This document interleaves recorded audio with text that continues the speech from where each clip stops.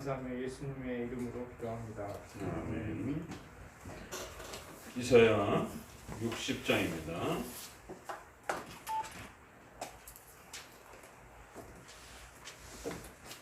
이사야 60장 1절을 같이 읽어보도록 합니다. 60장 1절. 일어나 빛을 발하라. 이는 내 빛이 이르렀고 여호와의 영광이 내 위에 임하였음이니라. 아멘. 이사야 이제 한 2번 정도 이렇게 하면 될 것 같습니다.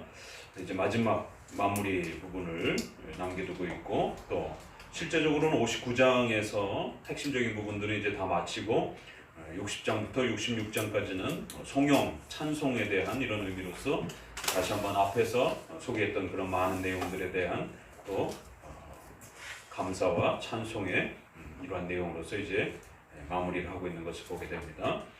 이사야 선지서는 선지서 전체를 대표하는 그런 아주 중요한 틀을 가지고 있기 때문에 이사야서를 잘 해석하는 법을 배우게 되면 성경의 거의 3분의 1에 해당이 되는 엄청난 분량의 이 선지서들의 많은 부분들을 해석할 수 있는 중요한 원리들을 터득하게 된다라고 말씀을 드렸습니다. 자, 계속해서 기억하셔야 됩니다. 큐티식의 그러한 성경을 읽다가 어느 단어나 구절이 감동이 되어지는 그런 습관을 반드시 버려야 되고, 우리는 어느 구절이 감동이 되는 문제가 아니라 그 성경의 본문이 무슨 뜻인가에 집중하셔야 된다는 것이에요.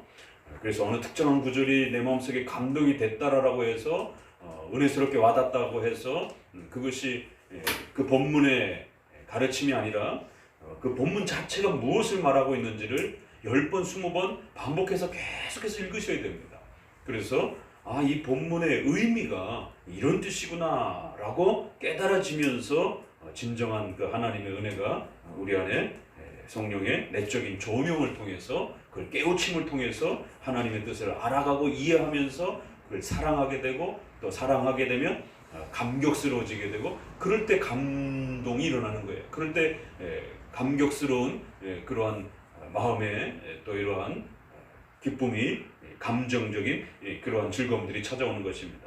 그렇게 되면 그런 즐거움으로 인해서 그 말씀이 요구하는 대로 죄면 돌이키려고 하는 거고, 의에 대한 내용이면 따라가려고 하게 되는 그런 강한 결단들이 일어나게 되는 것입니다.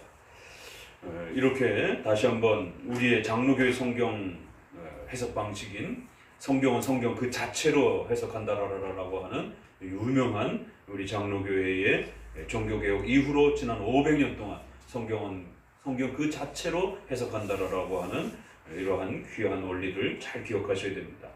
그렇기 때문에 성경은 성경 스스로가 우리에게 그 뜻을 가르치고 있다는 것이, 그래서 이거를 세 가지의 신학적인 표현으로 문법적 해석, 성경이 어떻게 성경 그 자체로 해석할 수 있도록 우리가 볼 수 있는 것인가, 반드시 그러려면 문자적으로 읽으셔야 된다는 거예요. 문맥의 흐름을 따라 잘 읽으셔야 되고, 또 성경은 신약과 구약이라고 하는 예수님이 오시고 전과 오신 후에 엄청난 역사적 변화가 갈린다라는 겁니다. 그래서 신구약의 이러한 역사적 변화와 차이점들을 특별히 구약은 성전 중심의 제사 중심의 그러한 신앙과 삶의 구조들을 가지고 있고, 신약은 그런 모든 부분들이 폐지가 되는 또 이러한 엄청난 역사적 전환이 일어납니다.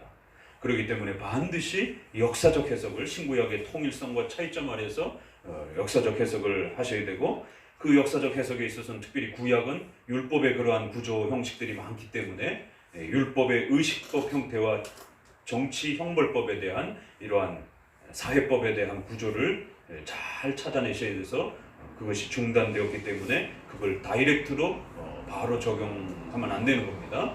그렇기 때문에 대략 한 6가지 정도만 주의하시면 돼요. 성전과 관련된 그런 명령들, 첫째는 그래서 성전을 지으라는 명령들, 또 성전을 관리하라는 명령들. 그러니까 출애굽기에서는 전부 온통 얘기가 성막 지으라는 얘기고, 또 가나안 땅에 들어가서는 성전 지으라는 얘기고, 또 바벨론 포로에서 돌아와서는 또 다시 성전을 지으라는 얘기고, 결국 말라기까지 성전 지으라는 얘기가 계속 반복이 됩니다. 그걸 오늘 우리 시대에 그대로 적용하면 안 되는 것이에요. 그래서 오늘 우리 시대는 더 이상 성전이 건물적 그런 성전이 존재하지 않는 시대이기 때문에 문자적으로는 구약의 성전에 대한 건축 명령이 있지만 그걸 예수 그리스도가 성전이고 교회가 성도들이 성전이라고 하는 이러한 도덕법적 의미로 읽어내야 되는 것입니다. 성전, 성전과 관련된 제사, 5대 제사가 있죠. 그래서 5대 제사와 관련된 많은 이야기들이 또 신앙의 중요한 또 7대 교리에 특별히 기독론과 구원론에 아주 집중되어 있습니다. 5대 제사의 피 흘림과 이런 부분들은 그 다음에 3대 절기, 3대 절기에 6월절, 오순절, 그 다음에 장막절, 그리고 이제 12지파를 나눠서 명부를 12지파를 기록하는, 그래서 성경은 명부 작성과 족보에 대한 이야기가 굉장히 많이 나오고 자주 나옵니다. 신약도 어떻게 시작합니까? 우리 성경에는 예전 한글 번역에는 세계라 이렇게 번역이 되어 있어서 조금 이렇게 좀 폭넓게 번역이 되어 있는데 조금 쉽게 번역하게 되면 족보다 이런 뜻이에요. 그리고 또 우리 번역에는 책이라는 단어가 빠져 있습니다. 족보 책이다 이런 뜻이에요. 그러니까. 그래서 genealogy라고 하는 그 족보라는 단어만 번역을 해놓고 바이블이라고 하는 이 책이라고 하는 부분이 빠져서 번역이 됐어요. 그래서 아브라함과 다윗의 세계라, 족보라라고 이렇게 세계라는 단어도 좀 이렇게 포괄적으로 번역이 되어 있고, 그래서 조금 더 세밀하게 번역하면 아브라함과 다윗의 자손 예수 그리스도에 대한 족보라는 거지. 그 예수님의 족보가 어떻게 흘러왔는지를 이야기해 주는 겁니다. 족보 책 이렇게 얘기를 하는 거예요. 그래서 성경은 족보에 대한 이야기를 아주 중요하게 취급합니다. 왜냐하면 그 12지파를 통해서 메시아가 오시고 또 그 12지파가 구약에는 교회가 대표되기 때문에 반드시 12지파에 기록이 되어야 된다라고 하는, 그래서 12지파의 족보책에 기록이 됐느냐 안 됐느냐가 교회의 백성이 되느냐 안 되느냐에 대한 신앙의 정체성에 대한, 마치 오늘날 세례처럼 하나님의 백성의 이 이름을 기록하는 그러한 명부처럼 그렇게 사용이 됩니다. 그래서 12지파의 명부에 기록되지 않은 그러한 자들은 하나님의 백성으로 취급하지 않는 이러한 구약의 독특한 명부의 이러한 기록, 족보에 대한 이야기들, 그리고 그 족보를 따라서 땅을 나눠주는, 땅을 차지하고 땅을 물려주고 땅을 관리하는, 그리고 그 땅을 다시 또 희년을 통해서 돌려주는 이런 땅과 관련된 수많은 법칙들이 쏟아져 나옵니다.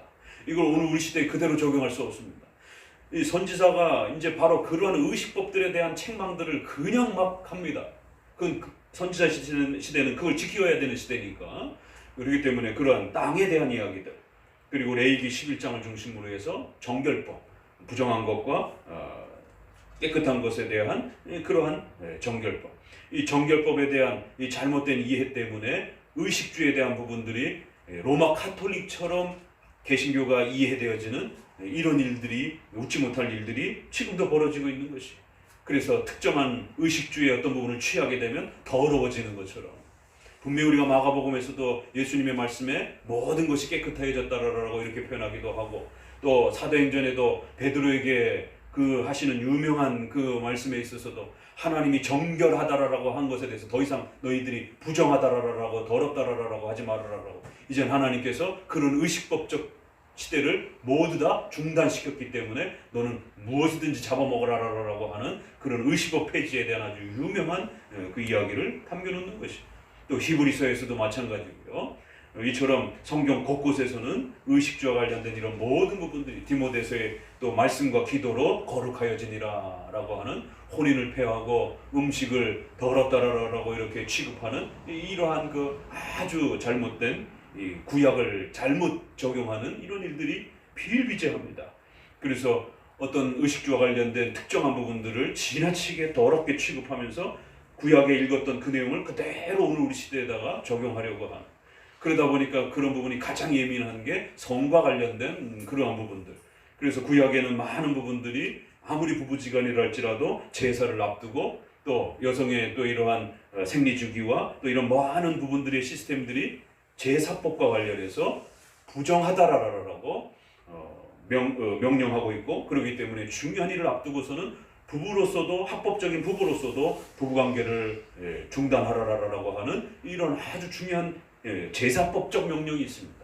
이거는 그대로 따라하면 안 되는 것입니다. 오늘날은 더 이상 제사법이 존재하지 않기 때문에, 그래서 여성의 생리기간도 부정하다라고 하고, 또 남자가 그렇게 설정을 해도, 사정을 해도, 또 결혼을 해서 부부관계를 통해서 사정을 해도, 또 아니면은 총각 시절에 몽정이라고 하는 형태로 그렇게 정액이 흘러나와도, 인간의 몸에서 뭐가 흘러나오면 다 부정하다라고 하는 이러한 정결의 이런 원칙을 통해서 인간이 전적 부패한 자라라고 하는 이런 강렬한 의식들을 가르쳤던 것입니다.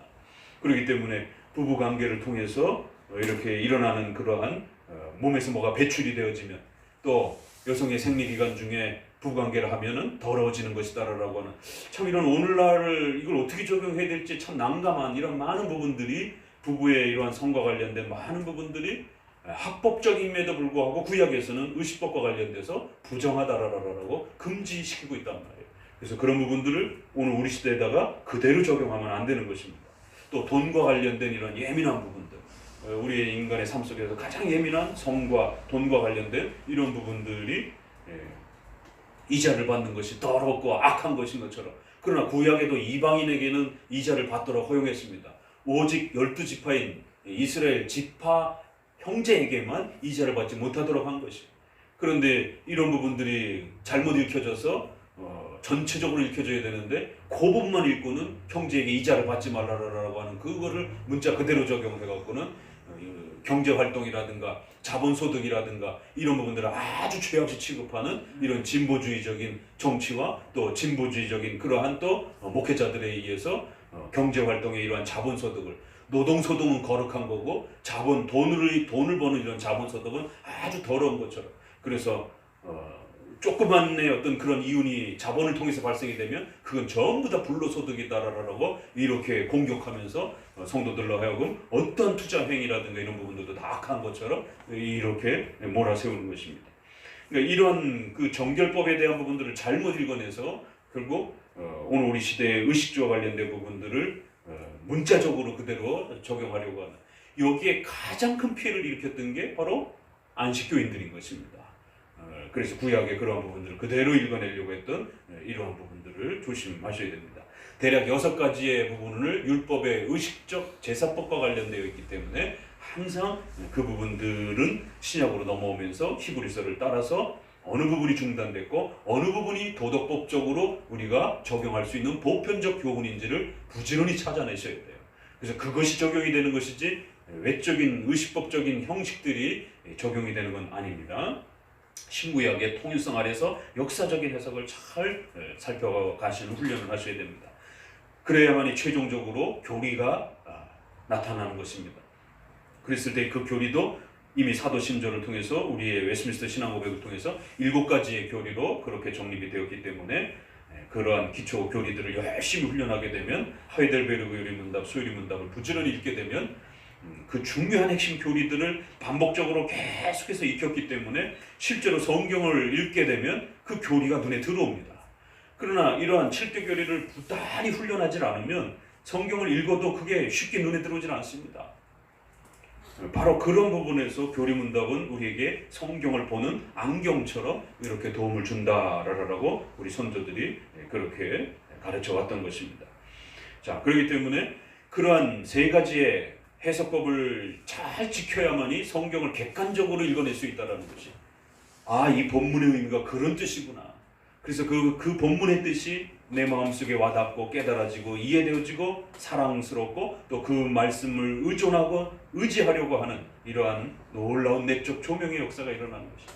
그래서 그 본문의 의미를 적용해 갈 때는 반드시 십계명을 기본으로 해서 적용하신다는 것 꼭 기억하셔야 됩니다. 그래서 그 십계명을 적용할 때는 구약도 마찬가지고 신약도 동일하게 십계명 아래에서 적용하는 것이, 그리고 그 십계명은 4가지 법칙에 입각해서 반드시 적용해야지, 또 그 십계명 자체에도 구약의 의식법과 제사법과 관련된 그런 명령들의 또 형태로 명령되어지고 있기 때문에 십계명도 역시 잘 또 그러한 부분들을 도덕법적인 명령으로서의 내용이 무엇인지를 찾아내는 훈련을 하셔야 됩니다. 그래서 4가지 이야기했죠. 문자적인 원리, 10계명 전체를 모두 다 조화시키는 조화의 원리, 또 그 다음에 부딪히고 또 어느 한 부분을 포기해야 되는 또 그러한 절박한 상황에 인간의 죄 때문에 모든 말씀을 다 선택할 수 없는 그러한 부득이한 상황이 놓여지게 되면 우선적 원리로 그렇게 선택을 해야 한다는 것.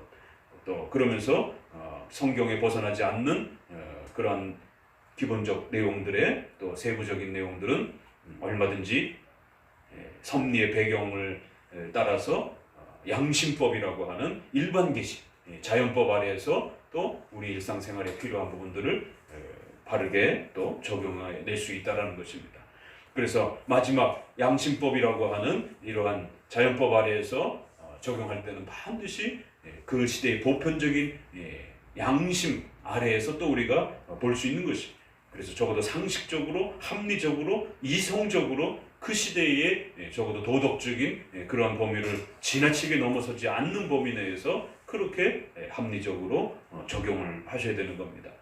그렇기 때문에 이성적으로, 합리적으로 이렇게 적용하는 것에 대해서 너무 두려워하지 마시고, 성경에 명백하게 명시적으로, 추론적으로, 교리적으로 확정되어 있지 않는, 또 교회법적으로 확정되어 있지 않는 그런 부분들은 이제 그 매 주마다 목회자의 또 공적인 설교를 통해서 목회자의 양심의 또 그러한 사려 분별을 통해서 그 성도들에게 이렇게 살아가십시오라고 세부적인 규범들을 또 그렇게 객관적으로 말해줄 수 있는 것입니다.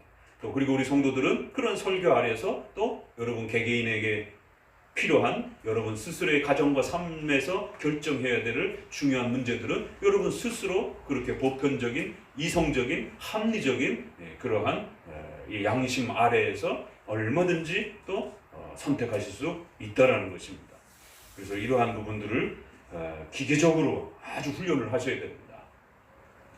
그렇기 때문에 자칫 잘못하면 우리 안에 성경을 가지고 샤머니즘처럼 미신적으로 이렇게 또 사용할 수 있다는 것을 늘 조심하셔야 됩니다.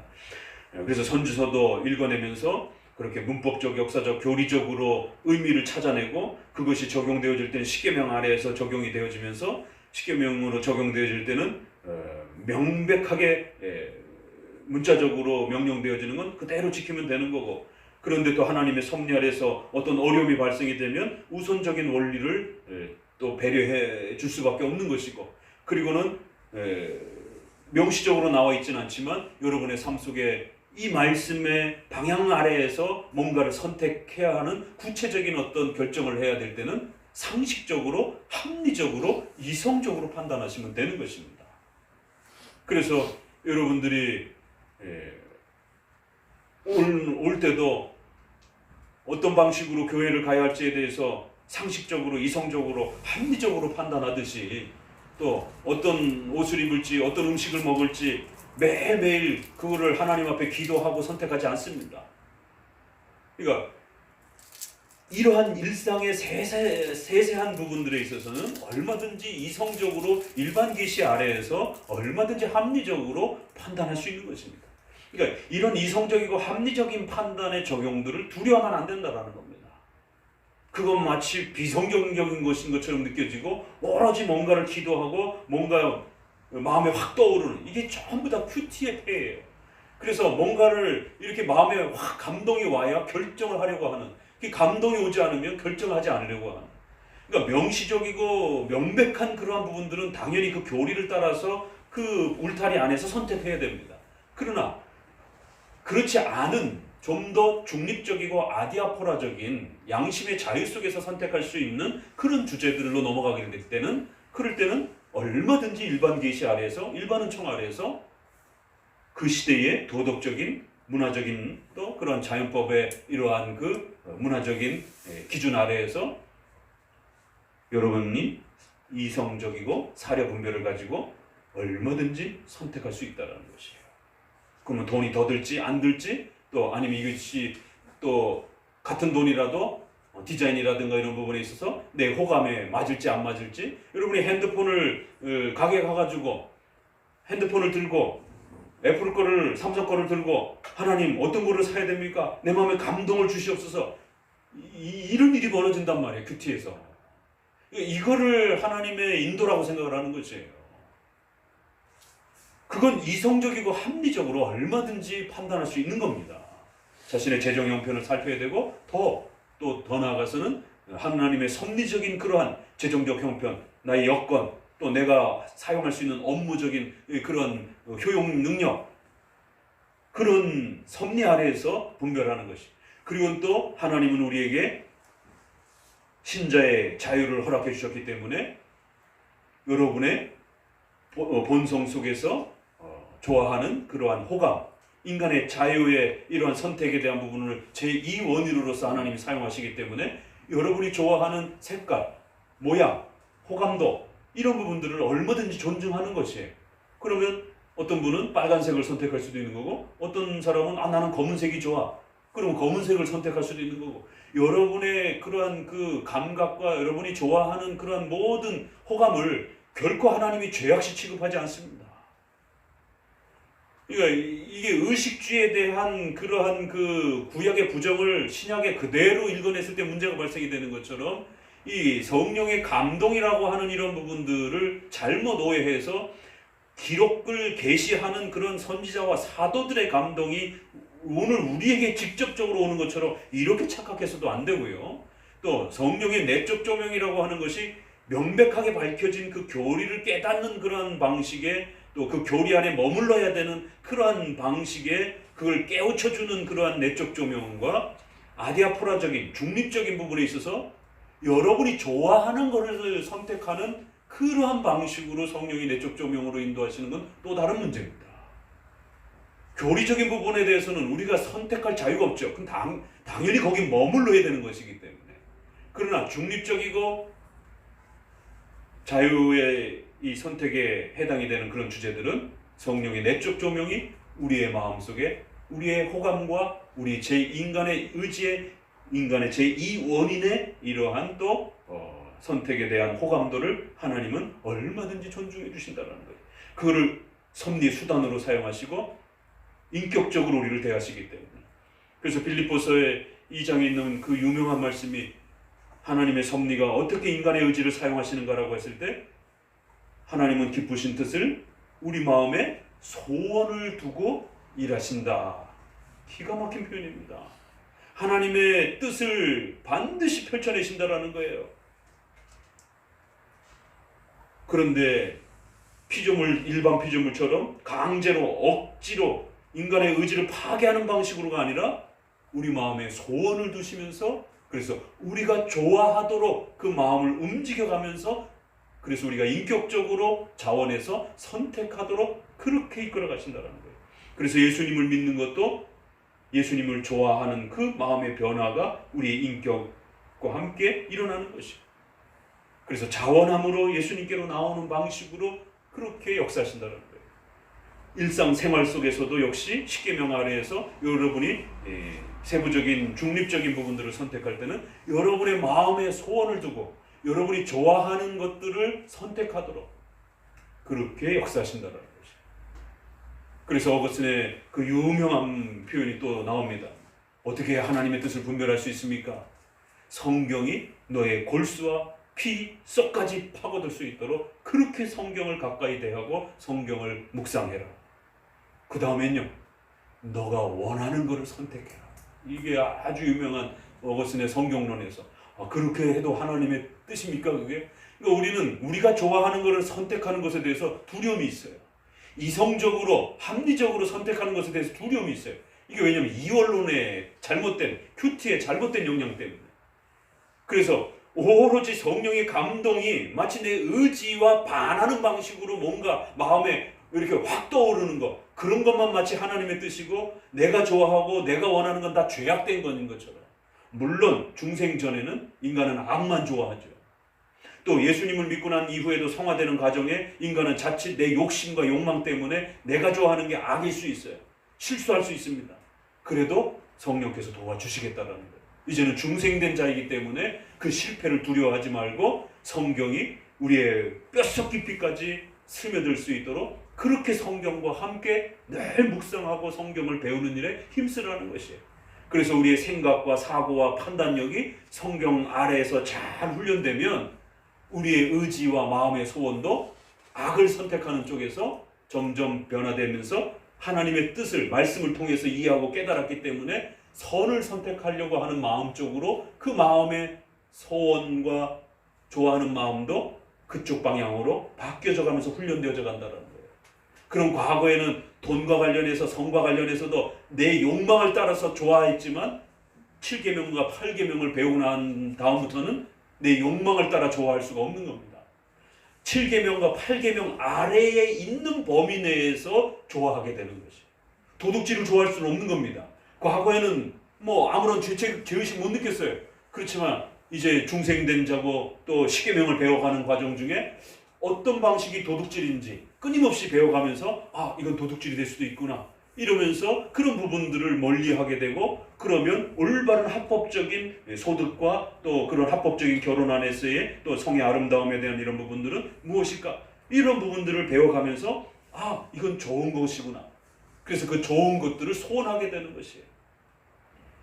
그러니까 이런 것이 훈련되지 않다 보니까 이성적 판단에 대해서 너무 두려워하는, 그리고 또 이처럼 우리가 좋아하는 것을 선택하는 것에 대해서 그건 성령의 인도함이 아닌 것처럼 이런 두려움을 갖는, 그래서 성도들의 하나님의 뜻을 분별하고 선택하고 적용하는 이런 훈련들이 아주 비상식적이고 비인격적이고 몰상식하고 비합리적인 이런 형태로 인생의 중요한 문제들을 극단적으로 선택하는 모습들을 보게 됩니다. 급기야 웃지 못할 의식주와 관련된 이런 부분에서 합법적인 건데도 불구하고 더럽다라고 느껴지는, 합법적인 경제수단인데도 악하다라고 생각하면서 자신의 삶을 가난 속에다 그냥 묻어두는, 합법적인 부부관계인데도 불구하고 부부의 성에 대한 부분들을 더럽다고 생각해서 부부의 이러한 성에 대한 부분들을 열심히 노력하고 발전시켜가지 않는, 부부끼리 그런 것까지 이렇게 해야 되나, 이런 더럽다라는 그러한 생각들을 갖는 것이, 이게 참 웃긴 일인 겁니다. 이거는 웃기지만 슬픈 일이에요. 그래서 성경의 이러한 올바른 가르침을 죄악되다라고 느끼는 것이에요. 마치 베드로의 그런 어리석음처럼 보자기가 내려오면서 온갖 짐승이 있을 때에 하나님의 경륜의 시대가 바뀐 줄 모르고 여전히 구약의처럼 의식주 아래서 매여 있는, 그래서 더럽다라고 여기는, 나는 한 번도 어려서부터 이걸 먹어본 적이 없습니다, 이런 더러운 것들은. 베드로야, 예수님 십자가에 이미 벌써 돌아가시고 부활까지 하셨잖아요. 승천까지 하셨잖아요. 그리고 난 다음에 사도행전 이야기란 말이에요. 근데도 여전히 구약의 의식법의 그 구조 안에서 많이 못 벗어나고 있는 또 이러한 실수들을 보게 되는 겁니다. 하나님이 정결하다라고 하는 것에 대해서 더 이상 거기에 대해서 토달지 말고 이제는 자유롭게 그런 부분들을, 의식주와 관련된 부분들에 대해서 받아들이라는 것입니다. 그게 안 깨어지니까 이방인들을 여전히 더럽다라고 생각하는 거예요. 이방인들이 교인으로서 구성되는 것에 대해서 여전히 부담을 갖고 있는 거예요. 그건 악한 거 아닌가? 그건 오로지 구약부터 이스라엘 백성들만 유지되어 왔으니까 이방인이 교인으로 들어온다는 것에 대해서 너무 큰 거부감들이 여전히 몸을 자리 잡고 있는 것입니다.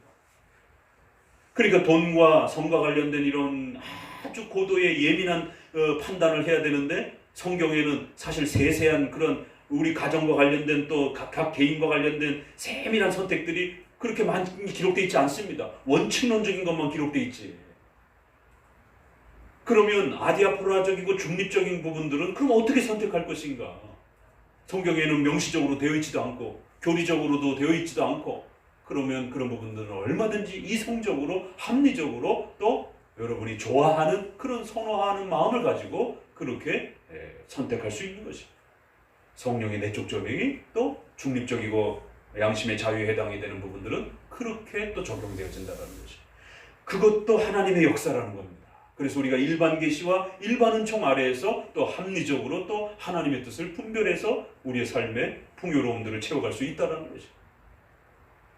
그렇기 때문에 성경에서 합법적이라고 하는 부분들을 우리가 잘못 이해해서 우리 삶 속에 마치 그것이 부당한 것처럼, 악한 것처럼, 더러운 것처럼 이렇게 생각하면서 머뭇머뭇거리고 적극적으로 삶을 발전시켜 나가지 못하는 이러한 일들이 벌어져서는 안 됩니다.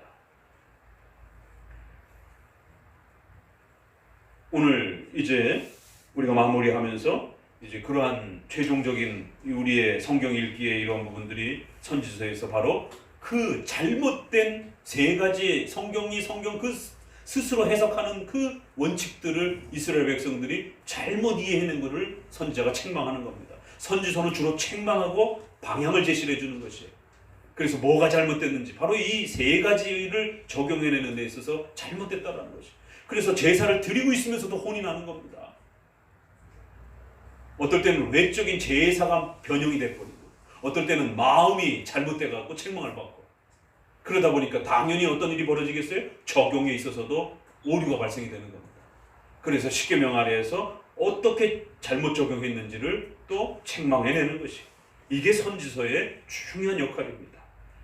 그래서 이러한 그 선지서가 그동안 가르쳐왔던 이러한 내용들을 이제 총체적으로 결론적으로 다시 한번 여러분에게 이렇게 마무리를 지으면서 바로 선지자가 그런 부분들을 짚어내면서 말씀답게 가장 바르게 사용하는 방법이 무엇인지, 특별히 선지서는 아직 구약 아래에 있기 때문에 구약의 의식법과 성전법과 관련된 제사법들이 또 여전히 명령되어 있기 때문에 조금 더 조심스럽게 읽어내야 된다는 겁니다. 그래서 십계명 아래에서 또 어떻게 적용되어야 될 것인지에 대해서 이런 부분들을 잘 성경 그 자체로서 읽어내는 이러한 부분들이 어떻게 읽혀져야 되고 어떻게 적용되어야 되는지들을 이렇게 훈련해야 된다는 것이. 더더욱 구약은 환상, 꿈 이런 직통계시가 존재하고 성경이 기록되던 그런 또 시절이기 때문에 우리는 또 그 부분에 있어서도 더더욱 조심해서 성경의 이사야서에 요구되어지는 그러한 직접적인 하나님의 이러한 명령들이 마치 오늘 우리에게도 직접적으로 그렇게 요구되어지는 것처럼 또 읽어내서는 또 조심해야 됩니다. 그렇게 읽어서는 안 되는 것입니다.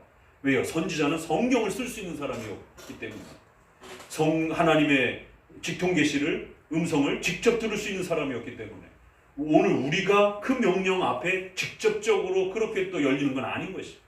그 선지자가 받아서 말해주고 가르쳐주는 그 의미를 파악하면 되는 것입니다. 자, 이제 마무리를 해봅시다. 그러한 틀 안에서 이제 한 번 더 집중해서 보십시오. 그러면 훨씬 더 잘 보일 것입니다. 자, 60장에서는 이제 느닷없이 호령을 하면서 일어나 빛을 발하라. 내 빛이 온 만방에 이르렀다. 보라, 어둠이 땅을 덮을 것이 캄캄함이 만민을 가리울 것이지만 이제 하나님이 임하사 너에게 빛으로서 온 만방에 그렇게 성도들을 빛으로 그렇게 비추실 것이다라는 것이. 그리고는 여호와의 영광이 그 성도들 가운데에 임하여 아름답게 복되게 세워져 갈 것이다라는 것이. 이거는 우리가 로마서 11장의 그러한 그 표현처럼 깊도다 하나님의 위대하시며 칭의와 구원의 그 신비로 또 예정의 신비로 이런 부분들이 로마서에서 소개하고 난 다음에 마지막에 가서는 와, 하나님의 이 통치와 구원의 역사가 얼마나 신비롭고 감격스러운가 이렇게 찬양하는 것처럼 이제 60장에 와서는 앞부분에서 죄에 대한 책망, 인간이 얼마나 악하고 더럽고 추악한 것인지에 대한 그 심각성을 39장까지 이야기해왔고 40장부터는 예수 그리스도를 통해서 또 교회를 통해서 세워가는 하나님의 구원의 또 칭의의 죄로부터 우리를 구원하여 하나님의 백성으로 삼으시는 이러한 위대한 또 하나님의 구원의 역사, 그리고 장차 종말을 통해서 천국의 영생의 이러한 거대한 또 하나님의 나라와 또 이 복된 은혜를 우리에게 또 주시려고 준비하시는 또 이런 은혜들, 이 모든 것을 이제 다 마무리하고 난 다음에 성도들이여 일어나서 빛을 발하라. 너희들이 얼마나 위대하고 대단한 자들인지 아느냐. 바로 하나님의 그 어마어마한 은총과 복된 영광을 누리는 자들이라는 것이야. 여호와의 영광이 너희들 가운데에 임하며 너희들이 그 하나님의 은혜와 구원의 이 복됨을 그렇게 마음껏 누리게 될 것이다라는 것이야. 그 여호와의 영광에 이러한 덧입혀지는 그러한 은혜, 이런 형태로 이제 첫 포문을 열죠. 그래서 이 구절을 읽으면 대번 떠오르는 단어는 당연히 솔리데오 글로리아라라고 하는, 왜 장로교가 맨 마지막에 모든 신앙의 최종 목적이 오직 하나님께 영광을 라고 하는, 우리 인생의 모든 것을 거기에 맞춰 살아야 된다라고 하는 이런 독특한 신앙관을 갖고 있는가. 주기도문에 있는 것처럼 하나님의 이름이 영화롭게 되어지기를 원하며 거룩함을 받으시기를 원하시오며, 거룩함과 영광은 동일 언어로 많이 쓰여집니다. 주기도문이 그렇게 시작이 되어서 맨 마지막에 대개 나라와의 권세와 영광이 아버지께 영원히 있습니다. 다시 한번 마무리도 또 역시 그렇게 처음과 끝 전체를 기도의 그 모든 내용이 오직 하나님의 영광을 위해서 우리는 존재하고 그렇게 살아가야 한다라고 하는 이 중요한 가치들을 60장에서 마지막 결론으로 이렇게 소개를 합니다. 거룩한 하나님의 영광이 온 성도들의 삶 속에 그렇게 녹아질 것이다라는 거예요. 그러면 성도들은 이 말을 어떻게 읽어낼 거예요? 여호와의 빛이 성도들 가운데에 찬란하게 비춰질 것인데, 그럼 뭐 얼굴이 뭐 반짝반짝 빛나나요? 이걸 어떻게 읽어낼 거냐라는 것이죠. 그러면 이것은 적어도 우리가 구원론 아래에서 성도들의 칭의, 성화, 영화, 이러한 그 내용 아래에서 읽어내게 되면 잘 또 이해할 수 있는 것입니다. 그래서 성도들의 전 삶이 여호와의 영광이라고 하는 이러한 목적을 향해서 온 삶이 펼쳐지게 될 때에 성도들은 하나님의 그 영광을 온 만방에 비추면서 그렇게 가장 찬란하게 그렇게 하나님 앞에 쓰여질 것이다라는 것이. 이 구절도 어떤 원칙 아래에서 있지 아니하면 그러면은 도대체 어떤 빛인가, 또 여호와의 영광이 신자들에게 어떻게 임한다라는 것인가, 이게 읽는 방향과 구조 아래에서 전혀 달라지게 되는 것입니다. 적어도 우리는 율법의 3용법 아래에서 하나님의 말씀을 우리 전 삶의 규범으로 세우고 오직 그 뜻을 이루면서 하나님의 영광이 성도들의 삶 전체를 통해서 펼쳐지게 될 때에 너희들의 착한 행실을 통하여 하나님의 영광 받게 하라라고 하는 또 마태복음에 있는 말씀처럼 그게 서로 이렇게 맞물려 가는 것이에요. 그럼 이런 말씀들은 빛을 뭐 어떻게 발할 겁니까? 그럼 마태복음에 더 선명하게 너희들의 착한 행실이 하나님의 영광스러움을 이웃들에게 드러낼 거라는 거예요. 그러면 착한 행실이라는 건 단순한 착한 행실이 아니잖아요. 십계명 아래에서 하나님의 말씀에 맞는 삶을 살 때에 성도들은 그 삶이 하나님 앞에 선한 행위로 그렇게 상급을 또 누리게 되는 것입니다. 적어도 이러한 말씀 아래는 여호와의 영광, 그 영광이 성도들을 전체를 덮을 것이고 그 여호와의 영광으로 성도들이 온 평생을 그렇게 기뻐하며 즐거워하는 이러한 복된 은혜의 위대함을 이렇게 빛을 발하라 라고 하면서 성도들의 또 이러한 신앙적 책임과 또 의무들을 강력하게 명령문 형태로 성도들이여 너희들의 그 자리 속에서 하나님께 받은 그 어마어마한 여호와의 영광을 온 만방에 비춰내라, 이런 명령이 되는 것이죠. 내 눈을 들어 사방을 보라. 많은 무리가 너에게 모여들 것이고 엄청난 그러한 바다의 풍부가 또 온갖 재물들이, 열방의 재물들이 너에게, 허단 약대, 미디안의 또 에바의 젊은 약대가 내 가운데 엄청난 부귀영화들이 너에게로 그렇게 모아질 것이다라는 것이. 9절 곧 섬들이 나를 앙망하고 다시스의 배들이 먼저 이르되 원방에서 내 자손과 그 은금을 아울러 싣고 와서 내 하나님 여호와의 이름으로 드리며 이스라엘의 거룩한 자에게 드리려 하는 자들이라. 이는 내가 너를 영화롭게 하였습니다. 계속 영화로움에 대한 이야기를 합니다. 그러니까 60장은 시작하자마자 이 여호와의 영광이라는 것을 우리가 어떻게 해석해내야 될 것인가. 벌써 이 개념만도 오늘 한국교회 안에 가장 많이 곡해되어 있는 게 하나님께 영광이에요. 이 종교개혁의 개념을 따라 이해하는 게 아니라 실용주의적인 목적으로 여호와께 영광을 이해합니다. 인본주의적인 관점으로 성공하면 하나님께 영광이 된다는 거예요. 실패한 인생은 세상적 관점에서 실패하면 하나님께 영광 받지 못한다라는 거예요. 가난은 저주받은 것이다라는 거예요. 세상에서 성공하지 못하면 저주받은 것이다라는 거예요. 물질, 건강, 이런 사회적 성공 받은 자만이 하나님 앞에 복 받은 거라는 전형적인 기복주의적인 세계관 때문에 성공한 자가 하나님 앞에 복 받은 것이다라고 합니다. 이게 전형적인 바리새인들과 1세기 당시 유대인들의 사고였습니다. 부자들만 하나님 앞에 영광을 받은 자들이라고. 그래서 그 약대가 바늘귀를 못 들어간다라고 하는 그 유명한 얘기가 바로 그 바리새인들의 그 부자관 때문에 그렇습니다. 바리새인들은 적어도 자기들이 그렇게 선한 삶을 살아왔기 때문에 또 그 선한 삶에 대한 증거는 부자로, 부요함으로, 재산의 부요함으로 그렇게 돌아온다는 거예요.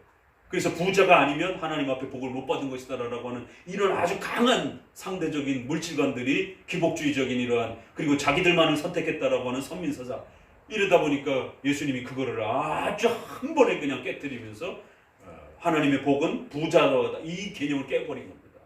그래서 가난한 자가 얼마든지 천국에 들어갈 수 있다라고 하는 이런 파격적인 그 유대인들에 대한 잘못된 물질관과 기복주의적 개념, 선민의식을 완전히 깨버리신 것입니다. 그랬더니 그거를 또 진보주의 목회자들은 그러니까 부자들은 천국에 못 들어간다, 이렇게 해석하고 가난한 자들만, 문자적으로 가난한 자들만 천국에 들어간다, 이렇게 또 읽어내는 거예요. 그래서 부자들에 대한 아주 강한 그 거부감들. 참 성경을 어떻게 읽느냐에 따라 이렇게 방향성이 달라진다는 것이. 그 본문의 역사적 배경은 또 대상이 있는 겁니다. 그럼 적어도 부자도 천국 갈 수 있고 가난한 자도 천국 갈 수 있는 것이에요. 그러나 부자들의 잘못된 그 기복주의적 개념은 분명히 그거는 깨트려야 된다는 것이에요. 그래서 마치 돈이 없는 것은 마치 하나님으로부터 복을 받지 못한 것처럼 이렇게 취급하는 기복주의적 관점 아래에서 일관해서는 안 된다는 것이죠. 그러니까 여호와께 영광이라는 이 부분도 기복주의 영향을 받다 보니까 우리가 12월 달에 아주 제일 불편한 그런 시상식 장면에서 많이 보죠. 요즘에 크리스찬들도 많아져가지고, 지금은 그래도 뭐 미스코리아 이런 거 없어졌으니까 다행이지, 예전에는 홀딱 벗고 나와가지고는 진선미하고 그러면은 하나님께 영광이요 뭐 이러면 얼마나 민망한지. 아니 어떻게 그렇게 선정적인 그런 활동을 해놓고 하나님이 영광을 받으시겠다라고 감히 생각할 수가 있는지. 세상 사람들조차도 그러한 미스코리아의 문화라든가 이런 부분들이 여성을 너무나 지나치게 상품화한다라고 하는 이러한 엄청난 비판의 목소들이 있고, 그래서 그거를 바꿔야 된다라고 그 많은 사회적 저항들이 있는데, 어떻게 기독교 윤리가 사회의 어떤 보편 윤리보다도 훨씬 더 밑바닥에 있냔 말이에요. 그래 놓고는 자기가 진 됐으니까, 성공했으니까 홀딱 벗고 돌아다녀도 온 사람들에게 자신의 몸매를 자랑하면서 그렇게 성적인 그러한 부분들을 드러냈어도 하나님께 영광이 되어진다라고 하는. 연예인들도 마찬가지인 것이죠. 연예인들도 직업을 선택할 수 있습니다. 그러나 어떤 배역이 들어올 때 아무리 배역이랄지라도 또 조심해야 되죠. 무당역이라든가 뭐 어떤 이런 부분들은 만약 그걸 통해서 상을 받았어요. 아, 내가 무당역을 잘 해가지고 상을 받았어. 이건 쉬운 일이 아닙니다. 이게. 또 가수들 같은 경우에 온갖 폭력적이고 온갖 선정적인 이러한 노래로 엄청난 상을 받았습니다. 그래놓고 교회 다니니까 하나님께 영광입니다. 그럼 그게 과연 하나님께 영광이 되는 것인지, 정말 그냥 세상적으로 성공하면 그게 하나님이 영광을 받으시는 것인지. 그러니까 세상 사람들이 뭐라 그래요? 도올 김영학 같은 사람이, 기독교인들 아주 저급한 기독교인들, 저들이 맞는 신이 만약에 맞다라면 저들의 신은 아주 물질적인 그런 욕망에 사로잡힌 신이다라고 하는 이런 비판을 하는 겁니다. 어떻게 그렇게 신이 물질적 욕망만 좋아할 수 있는가? 온갖 부귀영화의 물질만 마치 받으려고 하는 그런 신처럼 오늘날 기독교인들에 의해서 그렇게 비춰진다라고. 그거 틀렸다라고 반박하기 참 쉽지 않은 거예요.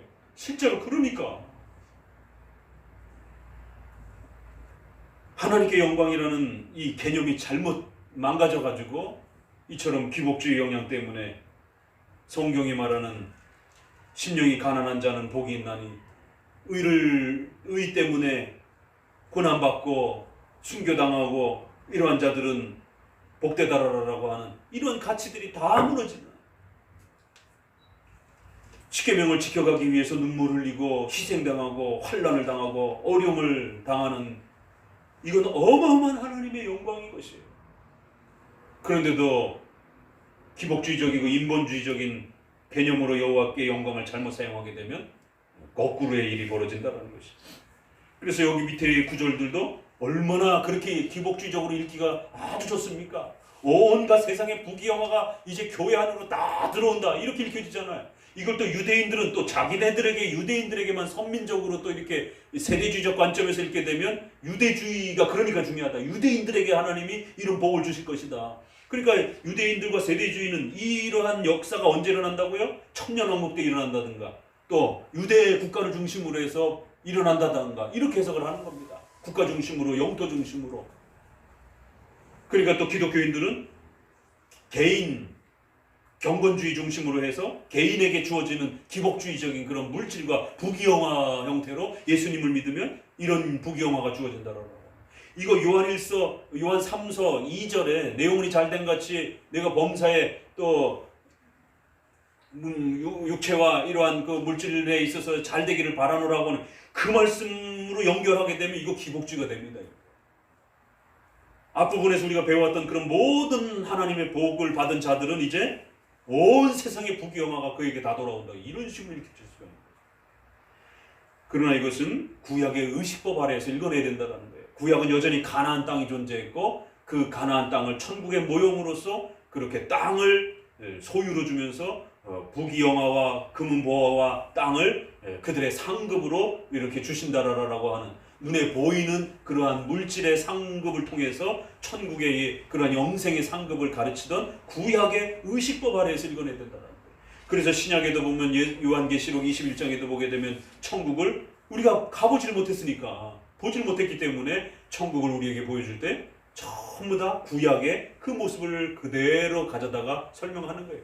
그래서 12문 성전의 이러한 모습들이 금은 보화가 온갖 보석들이 찬란하게 그렇게 박혀 있고, 또 성전 안으로부터는 물이 차고 넘치는, 물이 흘러 넘치는 이러한 구약의 보석과 물의 개념으로 이렇게 그거를 대비해서 쓰는 것입니다. 그러니까 이 60장에서 여호와의 영광이 가장 소중하고 이제 그러한 삶으로서 하나님이 우리를 초대해 주셨다라고 하는, 내가 너를 영화롭게 할 것이다. 그러니까 너희들은 하나님의 영광을 위해서 온 삶을 살아라라고 하는, 하나님이 우리에게 그 영화로움을 그렇게 열매로서 주시기도 하시고 우리는 또 그 열매를 받아서 또 하나님을 영화롭게 하는 이러한 거대한 복을 위하여 하나님께서는 온 만방의 그런 모든 부귀영화들을 교회와 성도들에게 그렇게 부어줄 것이다라는 거예요. 1차는 어디 아래서 읽어야 돼요? 포로로 잡혀갔다가 이제 포로에서 돌아온다라고 하는 1차적 예언 아래서 읽어야 됩니다.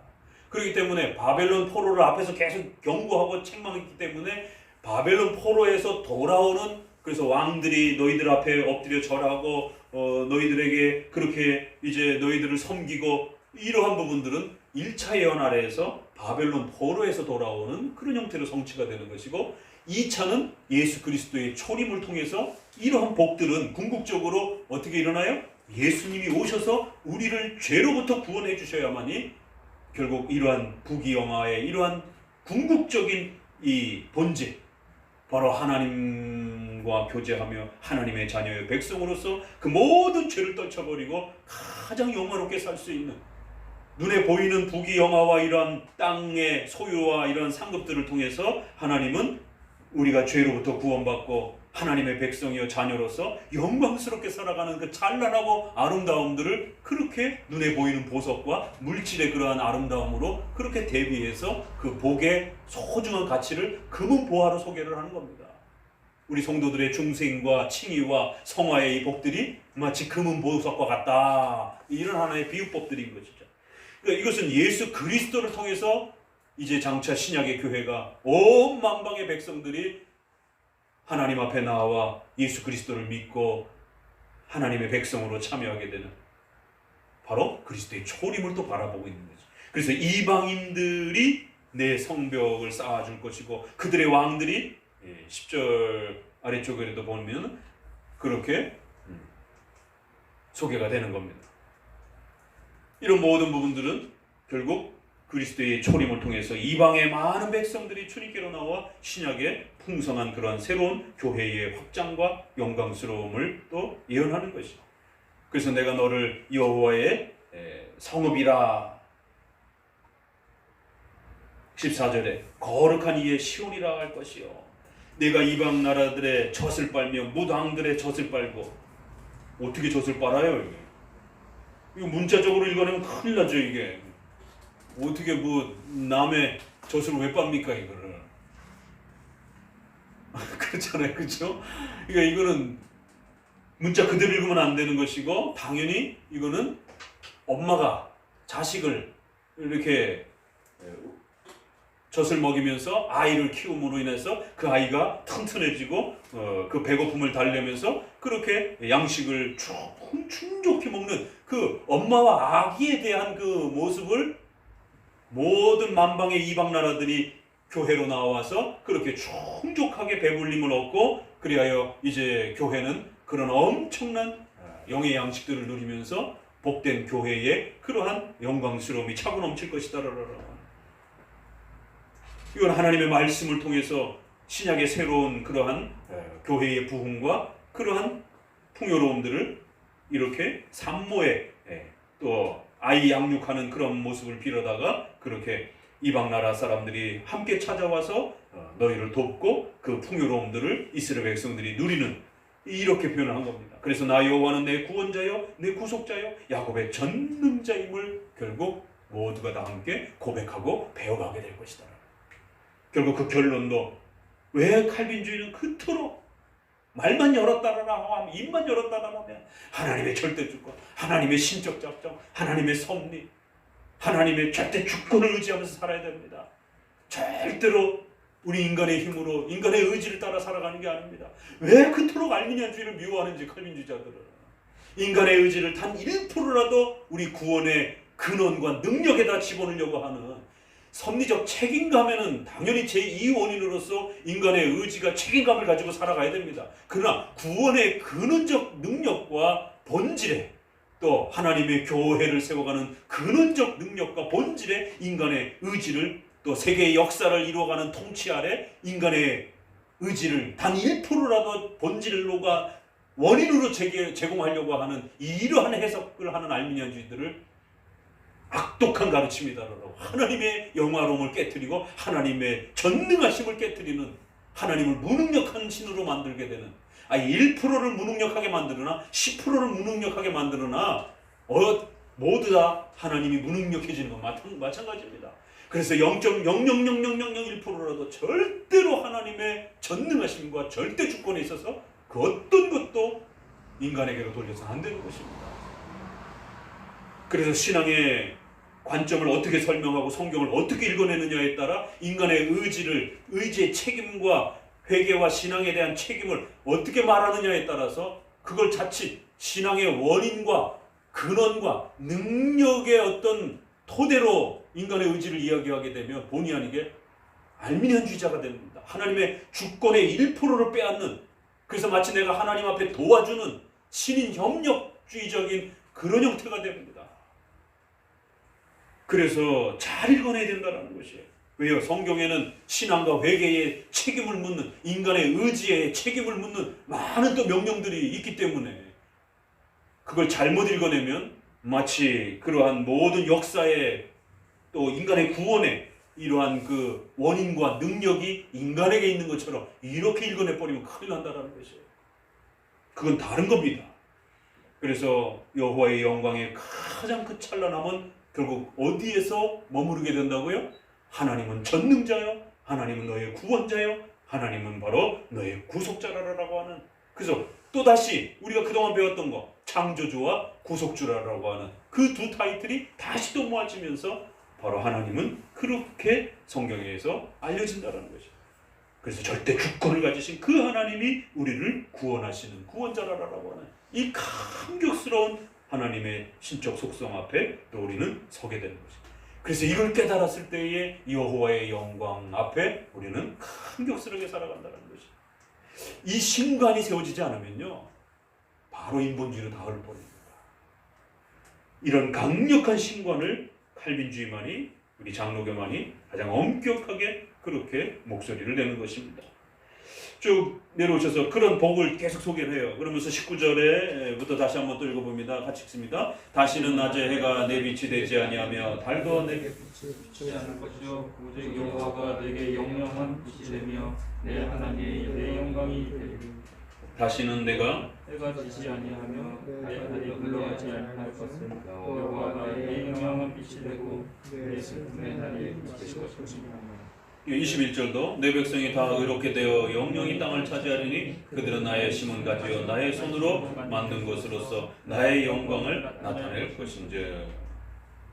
계속 솔리데오 글로리아라고 하는 이 주제가 60장에는 마지막 내용으로서 이제 6개의 장을 마무리하는 데서 가장 큰 주제로 솔리데오 글로리아라고 하는 이 관점 아래서 한번 읽어보세요.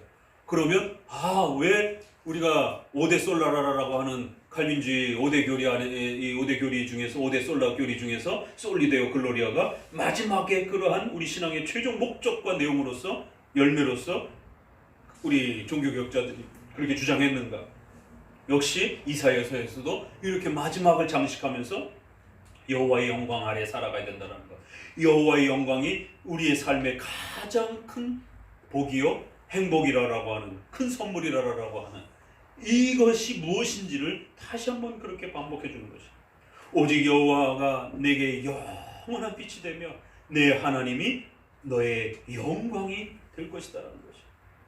그래서 이제는 빛도 그 천국에서는 빛도 필요 없고 이렇게 넘어가면 이제 이것은 초대교회를 통한 예수님의 십자가를 통해서 주어지는 죄의 그 이신칭의의 이 복이 1차적으로 여기 오게 되는 것이죠. 그러나 여기서 끝나는 게 아니라 결국 요한계시록에서 그 빛에 대한 이야기가 여기서 또 연결이 되잖아요. 그래서 요한계시록 마지막 21장, 22장에 가보게 되면 그 거대한 새 예루살렘 안에 보니까 성전이 없더라 그러면서 거기는 빛도 필요 없다. 왜? 하나님의 영광이 온 만방에 비치기 때문에 성도들이 그 빛 아래에서 살아가게 될 것이다라는 거예요. 그래서 여기서도 이제 더 이상 빛이 필요 없고 오직 여호와의 영광이 온 만방에 비치면서 그 하나님의 영광 아래에서 살아가게 되는 여호와께서 내 영원한 빛이 되어주시면서 그 여호와의 영광을 누리면서 그렇게 살아가게 될 것이다. 그래서 이것은 초림에서 1차적으로 우리에게 완성이 된 거고 궁극적으로는 예수님의 재림을 통해서 또 최종 완성이 되는 것이죠. 그러니까 이 본문에서는 이처럼 1차 포로에서 돌아오는 이사야 그 시절의 구약의 예언이 담겨 있는 거고 2차는 초림에 대한 그런 이신칭의에 대한 복된 은혜가 여호와의 영광으로서 소개가 되는 거고 최종적으로는 결국 종말과 재림 이후에 이제 우리가 하나님 아래에서 살아가게 될 그 감격스러운 그 모습을 또 이렇게 여호와의 영광 아래에서 하나님 여호와가 우리에게 영원한 빛이 되시며 그 빛 아래에서 우리가 즐거워하며 기뻐 살아가는 그런 감격스러움이 결국 성도에게 주는 가장 큰 복이라는 것이에요. 그래서 하나님께서 결국 그런 목적을 위해서 그들을 심었고 내가 손으로 만든 것이고 나의 영광을 위하여 그렇게 존재케 하셨다. 이렇게 끝을 내는 것입니다. 참 이 말씀을 들으면 가슴이 두근두근하고 벌렁벌렁해야 됩니다. 막 그 다른 걸 통해서 감성적인 그런 막 자극을 통해 가지고 가슴이 벌렁벌렁하고 막 두근두근하는 것이 아니라 하나님 여호와께서 우리를 만드셨고 계획하셨고 하나님의 여호와의 영광을 나타낼 자로 그렇게 우리를 선택하여 예정하여 효력 있는 부르심으로 저 여러분 오늘 여기에 세웠다라고 하는 이 감격스러운 이 말씀을 읽고 또 읽고 또 읽어도 가슴이 두근거리는 것이죠. 내가 누구인가에 대해서 또 내가 믿는 하나님은 어떤 분인가에 대해서, 하나님이 왜 나에게 이러한 인생을 허락하셨는지에 대해서, 하나님이 창조하셨고 하나님이 만드셨고 하나님의 때에 그렇게 세우셨다는 거예요. 여호와의 영광을 위하여 이 땅에 하나님이 허락하신 그 생명 동안에 한평생을 그렇게 살으라는 것이, 그런 목적으로 너는 하나님으로부터 지은받은 자라는 것입니다. 참 감격스러운 그런 고백이죠. 우리 장로교의 찬란한 고백입니다. 그래서 로마서도 우리가 해석할 때에 1장 17절을 중심으로 로마서 전체를 이신칭에다 맞춰서 해석하지 않고 우리는 11장 36절이라고 하는 모든 것이 만물이 하나님께로부터 왔고 하나님으로부터 말미암고 하나님께로 돌아감이라 라고 하면서 세세토록 영광이 하나님께 있을지어다. 그게 솔리데오 글로리아에 대한 아주 유명한 근거구절이고 소유리문답 1문의 근거구절입니다. 적어도 소유리문답 1문의 근거구절이 뭔지는 알고 계셔야 돼요. 고린도전서 10장 31절. 먹든지 마시든지 무엇을 하든지 하나님의 영광을 위해서 하라 라는 말과 로마서 11장 36절입니다. 그런데 존 웨슬레, 마틴 로이드 존스, 에드워드, 대부분의 경건주의 계열에 속해 있는 모든 사람들이, 루터도 마찬가지고 1장 17절을 중심으로 해서 로마서를 강해해 갑니다. 구절을 거기에 맞춰서 해석해 가는 거죠. 인간의 구원에다가 초점을 맞추고. 그러나 우리는 11장 36절에 초점을 맞추고 하나님께 영광이라고 하는 이러한 목적 아래에서 로마서 전체가 구원론과 죄론과 이런 부분들이 어떻게 조화를 이루는지를 그렇게 강해를 하는 것입니다. 강해의 구조와 방향이 다릅니다. 그래서 로마서만 딱 들어보면 아, 이분 칼빈주의자구나, 이 장로교 목회자구나, 아, 이 경건주의 계열의 복음주의 목회자구나, 그러니까 바로 분별이 됩니다. 그러니까 많은 분들이 로이드 존스의 로마서를 통해서 은혜를 받았다라고 하지만 그냥 복음주의 기초적인 정도밖에 안 되는 겁니다. 장로교 입장에서 보게 되면. 장로교에서 말하는 이 찬란한 11장 36절을 통해서 이사야서의 이런 60장의 이런 어마어마한 이 창조주와 구속주로서의 이러한 신론 중심의 이러한 그 토대 아래에서 읽어내는 그 찬란한 성경의 이러한 그 위대함과 구조들을 제대로 하나님 중심적인 이러한 형태를 소개해내지 못하는 것이, 칼빈의 로마서 주석하고는 전혀 차이가 다릅니다. 그저 인간의 칭의와 구원 중심으로 로마서를 풀어가는 거하고 달라요. 자, 61장 같이 읽어봅니다. 주 여호와의 신이 내게 임하였으니 이는 여호와께서 내게 기름을 부으사 가난한 자에게 아름다운 소식을 전하게 하려 하십니다.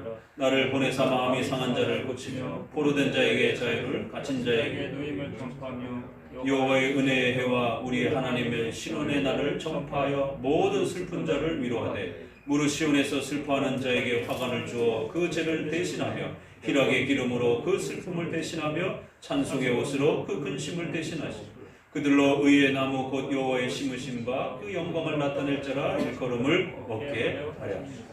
여기도 또다시 여호와의 영광을 나타낼 자라라고 그렇게 일컬어질 것이다라는 것이. 일컬어진다, 칭해진다 이러면은 아주 또 조심해서 들여다봐야 됩니다. 벌써 구약에서도 이렇게 이러한 그 영광스러움과 의로움과 이런 것들은 그들 스스로가 만들어내는 것이 아니라 하나님이 외부에서 그렇게 덧입혀 주시는 것이, 벌써 구약의 전가 개념이 나오는 겁니다. 하나님이 대신 그렇게 주시는 것이, 우리가 만들어낸 것이 아닌 외부에서 우리에게로 그렇게 전달되어지는 것이, 우리가 그렇게 하나님의 복된 내용으로서 그렇게 인정을 받는, 그렇게 살아가도록 격려되어지는 이런 방식으로, 전가의 방식으로 일컬어진다. 또 그렇게 하나님이 부어주실 것이다, 또 이루어주실 것이다, 이런 표현들이 계속 따라붙습니다. 특별히 이 61장은 누가복음 4장 18절에 있는 그 유명한 예수님께서 성령께서 내게 임하사 이렇게 기름 부어주셔서 복음이 이 땅에 임하여질 수 있도록 새로운 시대가 되었다라고 하는 그 누가복음의 가장 강력한 첫 복음의 선언입니다. 그러니까 여호와의 영광을 서론적으로 딱 선언해 놓고 61장에 가서 그 여호와의 영광은 본질적으로 당연히 죄로부터의 구원이 이루어지지 아니하면 이루어질 수가 없는 것입니다. 그러니까 로마서에서 1장 17절 중요합니다. 그러나 11장 36절이 먼저 큰 구조로 여호와의 영광이라고 하는 거대한 틀이 세워지고 그걸 위해서 그리스도를 통하여 죄사함 받는 이게 따라 붙어야 되는 겁니다.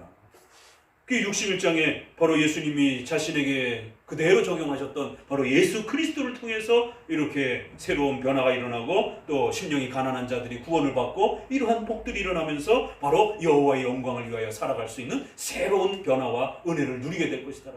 이건 장차 오실 오직 예수 그리스도의 십자가의 은혜와 피를 통해서만이 그렇게 이루어질 것이다. 그래서 의의 나무 곧 여호와께서 심으신 그 영광을 나타낼 자로 그렇게 일컬음을 받는 방식으로 그런 은혜를 백성들이 누리게 될 것이다라는 거예요. 그래요. 이제 6절 같이 읽어봅니다. 오직 너희는 여호와의 제사장이라 일컬음을 얻을 것이라 사람들이 너희를 우리 하나님의 봉사자라 할 것이며 너희가 열방의 재물을 먹으며 그들의 영광을 얻어 자랑하리라. 너희는 택하신 족속이요 왕같은 제사장들이요. 유명한 베드로전서 2장 9절에 있는 택하신 족속이요 제사장들이요 왕같은 그런 하나님의 자녀들이다라고 하는 예수 그리스도를 통해서 하나님의 자녀요 그리스도의 신부요 하나님의 제사장들이 되었다라는 것이에요. 아니 지금 구약에서 대제사장은 딱 한 사람만 뽑게 되어 있습니다. 제사장들 중에서도 24반차로 돌아가면서 하잖아요. 그런데 세상에 이제 장차 이런 복음이 펼쳐져서 이방인 가운데 이방인들도 들어오게 되고 거대한 이런 복된 은혜를 누리게 될 때에 모두가 제사장이 될 것이다. 이런 이야기를 하고 있는 거예요. 이것은 구약 아래에서 소개하면서도 또 그리스도의 초림을 바라보면서 신약의 교회의 그러한 복된 은혜들을 그렇게 성도들이 이제 누리게 될 그 영광스러움, 예수 그리스도를 통하여 구원받고 누리게 될 그 복스러움들을 이렇게 얘기를 합니다.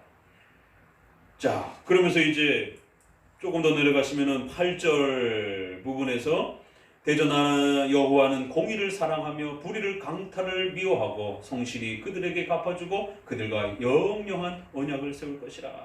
그러니 당연히 칭의가 나왔으니 어떻게 해요? 성화도 나와야 되겠죠. 그러니까 성도들은 반드시 정의와 이런 부분들을 위해서 힘쓰며 살아야 되고 불의와 악함들을 멀리하면서 그렇게 여호와의 그 언약의 책임성을 가지고 하나님 앞에서 이 영광스러움을 일컫는 자들로 영광스러움을 온 만방에 그런 방식으로 펼치는 방식으로 살아가야 한다는 것이 10절에 같이 읽어봅니다. 내가 여호와로 인하여 크게 기뻐하며 내 영혼이 나의 하나님으로 인하여 즐거워하리니 이는 그가 구원의 옷으로 내게 입히시며 의의 겉옷으로 내게 더하심이 신랑이 사모를 쓰며 신부가 자기 보물로 단장함 같게 하셨느니라. 그래서 신랑 신부의 그 아름답고 감미롭고 그 서로 함께하고 싶어하는 그 사랑이 넘치는 그 관계를 빌어다가 어떻게 해요? 이런 말씀도 또 들으면 가슴이 쿵쾅거립니다. 내가 여호와로 말미암아 크게 기뻐할 것이다. 내 영혼이 나의 하나님을 인하여 즐거워할 것이다.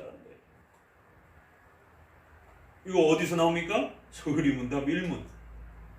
사람의 제일 된 목적은 하나님을 영화롭게 하며 하나님의 영광을 바라보며 사는 것이고 그렇게 될 때에 성도들은 여호와를 영원토록 즐거워하고 기뻐하며 감격하며 그 열매를 누리게 될 거라는 거예요. 그러니까 소유리문답 1문이 이 60장, 61장, 62장 요 마지막 성령장에 그렇게 기가 막히게 압축이 되어 있는 것을 보게 됩니다. 여호와의 영광을 가장 소중한 보물로 여기며 살아라는 것이에요. 그럴 때 성도들은 가장 기쁜 그 즐거움과 인생의 행복함을 누리며 그렇게 하나님과 동행하며 살아가게 될 것이다라는 거예요. 왜요? 그가 구원의 옷으로 내게 입히시고 칭의가 보입니까? 예수 그리스도로 옷 입히다 이런 표현 많이 쓰잖아요. 구원의 옷으로 우리에게 입히시며 의의 겉으로 내게 더 또 옷 입히시며 두 가지 옷을 입힙니다. 하나는 구원의 옷으로 입히시고 또 하나는 공의로움, 의로움에 이건 당연히 성화와 관련될 때 의로움이라는 단어를 또 막 우리 즐겨 쓰잖아요. 같이 봐도 되지만 또 이렇게 나눠서 옷을 두 개를 그렇게 입히면서 구원의 그러한 옷으로도 입혀주고 또 의의 그런 의인으로서의 삶의 이런 모습도 옷을 입혀주는, 또 입혀준다고 하니까 전가사상이 나오잖아요. 우리가 만들어낸 게 아니라 하나님이 외부에서 그렇게 우리에게 덧입혀주는, 일컬어주는, 전가해서 그렇게 그 복을 누리게 해주는, 다 나옵니다. 이게 관심을 가지고 보면. 그리하여 공의와 찬송을 그렇게 모든 나라 앞에 펼치면서 그렇게 열매 맺으며 살아가라는 것입니다. 62장에 나는 시온의 공의가 빛같이 예루살렘의 구원이 횃불같이 나타나도록 시온을 위하여 잠잠하지 아니하며 예루살렘을 위하여 쉬지 아니할 것이라. 그러면서 이제 마지막으로 다시 한 번 더 이 모든 것은 하나님의 절대적인 주권과 은혜 속에서 이제 이 부분에서는 솔라 그라티아를 보게 됩니다. 이 모든 것들은 하나님의 전폭적인 은혜, 절대적인 하나님의 은혜 속에서 부어주시는 그러한 은총이요 자비요 하나님의 복된 선물이라는 것이 절대로 우리의 공로와 우리의 그러한 선행 때문에 주어지는 게 아니라는 겁니다. 2절 같이 읽어봅니다. 열방이 내 공의를, 열방이 다 내 영광을 볼 것이요 너는 여호와의 입으로 정하실 새 이름으로 일컬음이 될 것이며. 여기도 계속 보세요. 한결같이 수동형으로 써갑니다. 이 새 이름으로 너가 그렇게 불려짐을 받을 것이다라는 거예요. 여호와의 손에 아름다운 관, 내 하나님의 손에 그렇게 왕관이 될 것이다라는 거예요. 참, 가슴 벌렁벌렁 하십니까? 우리를 하나님이 불러주셔서 여호와의 손에 아름다운 면류관이요 내 하나님의 손에 왕관이라 이렇게 칭해 주실 것이다라는 거예요. 우리가 무엇이간데 시편 8편으로 또 넘어가죠. 그 그리스도에게도 적용하지만 또 그리스도에게 접붙임 받은 우리까지 성도에게까지도 그 말씀을 적용합니다. 열매적으로.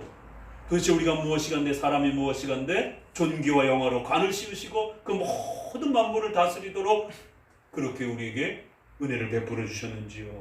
이런 표현이 시편 8편에도 나옵니다. 헵시바 뷸라라라라고 그렇게 우리를 불러줄 거라는 거예요. 너를 기뻐하신다. 너와 결혼했다. 아가서가 떠오릅니까? 이렇게 해서 또 결혼의 모습으로 이렇게 끌어다가 여호와께서 너희를 너무너무 기뻐하신다는 거예요. 마치 신랑이 신부를 그리워하고 즐거워하듯이 내가 너희와 결혼했다라고 헵시바 뷸라. 원문대로도 그냥 이렇게 읽어두세요. 달리다고 뭐 이런 유명한 우리 기독교 표현들이 많이 나오는 것처럼 헵시바 뷸라. 여호와께서 우리를 기뻐하셨고 우리랑 결혼한 것처럼 그렇게 그 연합을 지켜가실 것이다. 내 하나님이 너를 기뻐하셨다는 것이 가슴이 뛰어야 됩니다. 신부를 기뻐한 같이 내 하나님이 너를 기뻐하셔서 이러한 은혜를 주신 것이다라는 거예요. 결코 우리가 이룬 게 아니라는 겁니다. 하나님이 기뻐하신 그 뜻 속에서 하나님이 먼저 우리를 사랑하셔서 하나님이 기뻐하신 자들에게 이렇게 은혜를 베풀어 주신 것입니다. 하나님의 작정과 예정 속에 하나님이 택하셔서 기뻐하시고 그들을 즐거워하시고 그들을 여호와의 왕관이라 칭하며 제사장이라 칭하면서 그렇게 하나님이 기뻐하셔서 우리에게 베풀어 주신 선물이지 결코 우리가 뭔가를 신인 협력적으로 신에게 주었기 때문에 그렇게 그 대가로 받은 게 아니라는 것입니다. 그러니까 이제 6절부터 예루살렘이여 내가 너의 성벽 위에 파수꾼을 세우고 그들로 종일 종야에 잠잠치 않게 하였느니라. 너희는 여호와로 기억하게 하시는 자들아 너희는 쉬지 말고 끊임없이 찬송하고 기도하고 예배하면서 그렇게 하나님이 찬송 받으시게 하시기까지 쉬지 못하도록 그렇게 온 시간 동안 여호와께서 찬송 받으시도록 그렇게 이제 너희의 인생이 그렇게 하나님 앞에 서라는 것이. 그런데 이 부흥사들이 이 7절을 갖다가 얼마나 망가뜨렸는지 이게 인본주의에 아주 전형적으로 쓰였던 이 설교 본문입니다. 하나님이 쉬지 못하게 괴롭히라는 거예요. 기도 많이 하라 그래서 하나님 앞에 기도 응답 받아내라 할 때 하나님이 쉬지 못하도록 강제로 기도해가지고 하나님을 번거롭게 해드리 위해서 하나님을 귀찮게 만들어라 이러면서 이 본문을 부흥사들이 그런 식으로 야 어떻게 하나님을 이 표현을 그렇게 읽어낼 수 있을까? 방향성을 훈련받지 못하면 충분히 그렇게 하나님을 귀찮게 하는 것처럼 그로 쉬지 못하게 하라. 하나님을 쉬지 못하게 하라. 그래서 우리가 원하는 걸 얻어내라. 이런 식으로 읽어낼 수 있다. 이것은 바로 문맥 전체를 보게 되면 그러니까 이제는 너희들은 그런 자이기 때문에 하나님 앞에 영광을 드러낼 자들이기 때문에 너의 온 생애가 기도하고 찬양하며 하나님이 온 너의 생애를 통하여 찬송 받으시도록 그 찬송이 끊겨지지 않도록 그렇게 그 하나님이 예배 받으시는 것에 쉼을 당하지 않도록 중단되지 않도록 너의 온 생애가 하나님 앞에 그렇게 바쳐지도록 애쓰라는 것이 전혀 다른 의미입니다. 하나님 앞에 뭔가를 얻어내기 위해서 괴롭히고 흔들어서 귀찮게 하라가 아니라 하나님이 예배 받으시도록 우리의 온 세계가 중단되지 않도록 그렇게 이제는 우리의 삶이 하나님 앞에 예배자의 삶으로서 바쳐져라 라고 이렇게 말하는 것이 성문으로 나아가라 라고 이제 명령 형태로 이제 바뀝니다. 그러니까 이제 너희들은 책임과 의무를 가지고 하나님 앞에 복음의 사명을 감당하며 살아라는 거예요. 성문으로 나아가라 나아가라 백성의 길을 예비하라 대로를 수축하라 수축하라 돌을 제어하라 만민을 위하여 길을 들라 여호와께서 땅끝까지 반포하시되 너희는 딸 시온에 이르라 보라 내 구원이 임하였도다. 이거 세례 요한이 즐겨 쓰던 그런 표현들이잖아요. 여호와의 길을 수축하라 준비하라 복음을 위하여 희생하고 섬기며 그렇게 여호와의 복음이 선포되어지도록 온 삶을 이제 성도들은 그렇게 하나님 앞에 쓰여지도록 그렇게 살아라는 것이 사람들이 너희를 일컬어 거룩한 백성이요 여호와께서 구속하실 자라 찾은 바 된 그런 버림받지 않는 하나님의 택한 백성이요 하나님의 기뻐함을 받은 백성들이다라고 그렇게 칭송하게 될 것이다. 한 절 한 절이 막 너무너무 가슴적이고 그 귀한 그러한 내용으로서 그렇게 고백되어지는 것을 보게 됩니다. 자, 오늘은 이렇게 62장까지 여호와의 영광이라고 하는 거대한 이런 표현 아래에서 솔라 그라티아까지 하나님의 전적인 은혜라고 하는 그 내용 아래에서까지 이렇게 모아지는 우리 기독교의 중요한 또 핵심